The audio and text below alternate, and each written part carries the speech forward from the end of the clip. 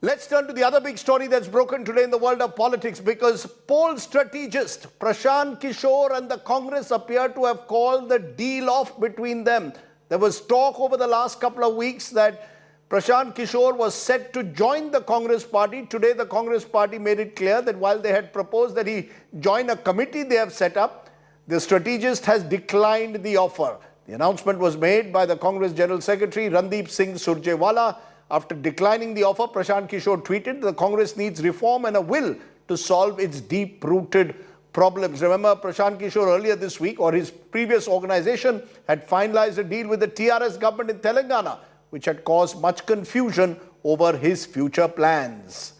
What does all this mean? Joining me now is former Maharashtra Chief Minister, G23 member, as he's called, senior Congress leader, Prithviraj Chavan. Prithviraj Chavan, what is going on in the Congress? The general feeling is the more things change, the more they remain the same. The sudden announcement that Prashant Kishore has rejected or declined Congress membership, hasn't this embarrassed the Congress? It just seems that the impression going out, the Congress is reluctant to change and bring in anyone who might be a catalyst for that change. Well, I think, Rajdeep, I don't know exactly what was offered to Mr. Prashant Kishore and what were his conditions. But apparently, whatever dialogue or whatever presentations he had with the team of senior associates of the party, they could not reach a amicable understanding. I had a meeting with Prashant Kishore a couple of months back, 2-3 months back, before the 5 assembly elections. And we discussed ways to strengthen the Congress party, win the forthcoming elections. And he was very clear that, number one, that Mr. Modi should be defeated, that only Congress-led alliance of the opposition parties, like-minded opposition parties, can defeat it. And therefore, we just were contemplating what possibilities are there. At that time, he told me that he was prepared to join the Congress party and take up some official responsibility. But then he had put some conditions which could not be agreed to, and that's why that project about 2-3 months back fell through. Now we're very happy that another attempt was made to bring him in. He has a huge experience of election strategy, and then if you could work very closely with our leadership, then maybe the forthcoming elections, there are 11 or 12 elections if you count Jammu Kashmir till Lok Sabha election of 24. Now, we have to maximize wins in those elections. And Mr. Modi, on the other hand, has challenged us that there will be no Congress chief minister at the time of Lok Sabha election. So I think this is a existentialist crisis for Congress party. Party has been demoralized because of the results of last few elections. Mr. Chavan, I am happy that you are frank enough to admit that there is an existential crisis in the Congress. But if there is an existential crisis, why resistance to change? I'm not saying that Prashant Kishore has a magic bullet who could have transformed your party. But the sense I get, whether it's the G23 group that you are supposedly part of, the so-called rebels, you made suggestions, nothing seems to change on that front. Therefore, the general impression that one gets is the Congress leadership doesn't want any change, because they then feel that the Gandhi leadership will be questioned the moment you start accepting some of these suggestions for change. No. I think, Rajdeep, it is not fair to say that whatever suggestions we made, they're not accepted. Number one, we wanted a full-time Congress president. There is a full-time Congress president in Srimati Sonia Gandhi. Secondly, she had promised us a Chintan Shibir, which is happening next week in Udaipur. She has promised elections at all levels, so that again the Congress party is run as per the Congress constitution. Unfortunately, elections within the Congress party have not had for a very long time. So I think these suggestions have been accepted. Now about Prashant Kishore, I have a basic question.